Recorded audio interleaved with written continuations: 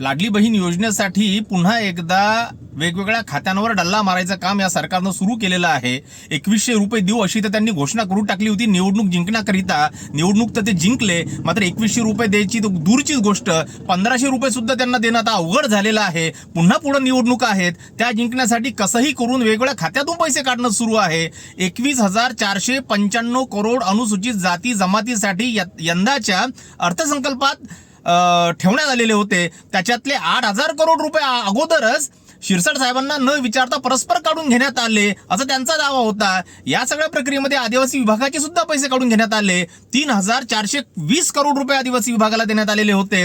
या सगळ्या प्रक्रियेमध्ये आजची ताजी बातमी अशी आहे की आदिवासी विभागामधून महिला व बाल विकास विभागाला म्हणजेच लाडली बहीण या योजनेकरिता 335 करोड 70 लाख रुपये वर्ग करण्यात आलेले आहेत। कुठल्या सामाजिक न्यायाच्या गप्पा करता तुम्ही? तुम्हाला आदिवासी लोकांचं देणं घेणं नाही, तुम्हाला अनुसूचित जाती जमातीचं देणं घेणं नाही, तुम्हाला फक्त निवडणुका जिंकायच्या आहेत। जिकडून तुम्ही ही योजना आणली ना लाडली बहीण मध्य प्रदेशमधून, तिकडे सुद्धा काय सामाजिक न्याय सुरू आहे ना, जर बघितलं पेपरमधल्या बातम्या जर वाचल्या तर 19 मेला एक दलित कुटुंबातला माणूस लग्न करतो, लग्न केल्यानंतर तो घोड्यावर बसतो म्हणून त्याच्यावर दगडफेक होते।